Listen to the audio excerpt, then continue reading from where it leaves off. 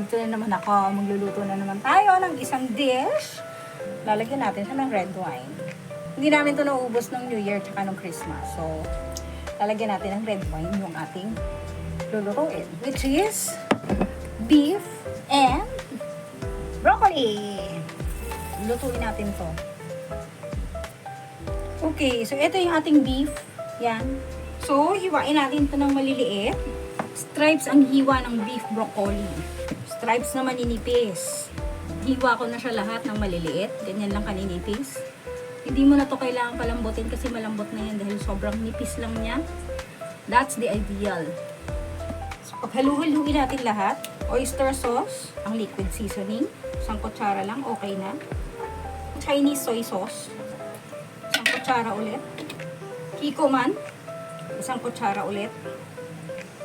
Konting vinegar.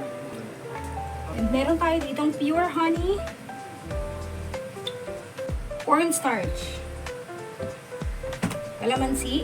Piniganan natin yan. Isang kutsara pa din. Pepper. And salt.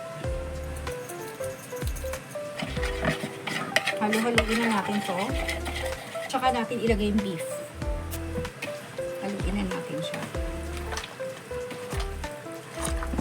Red wine. This will help tenderize the beef. Up. Make sure na halong-halo siya.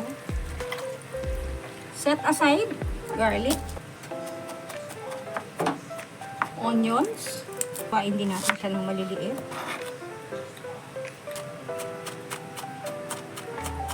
Yung half, iwan muna natin, set aside. Ginger. Broccoli natin. Patanggalin lang natin yung stem actually. Yan. So, nahiwa-hiwa na natin yung broccoli. I-blanch natin to sa mainit na tubig and then sa malamig. So, meron tayong isang tangkay dito ng celery. Gagamitin natin yan. Pampabango ng ating niluluto. And dahon ng sibuyas. Siyempre, ang pampaarte, parsley. Ito, pang arte-arte din.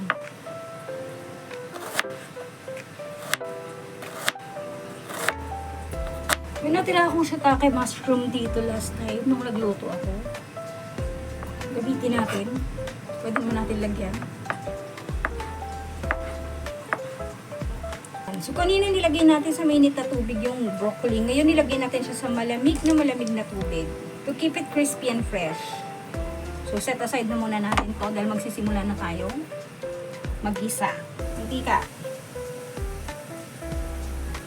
Sinalang ko ng ginger at saka yung sibuyas. Bawang. Celery at saka yung onion na spring onion. Diba? Lagong bumango.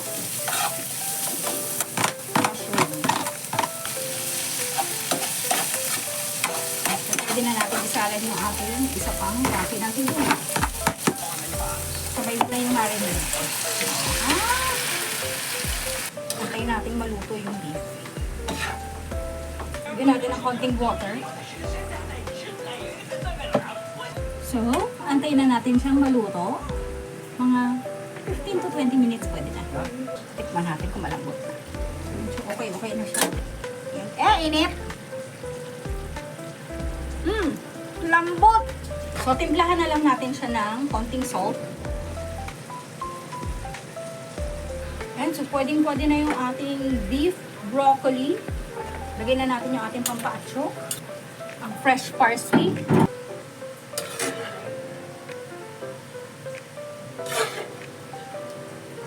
So, eto na yung ating beef broccoli. Nagtago na yung broccoli. Kukunti lang kasi yung broccoli. Pero okay lang yan. Kain na tayo.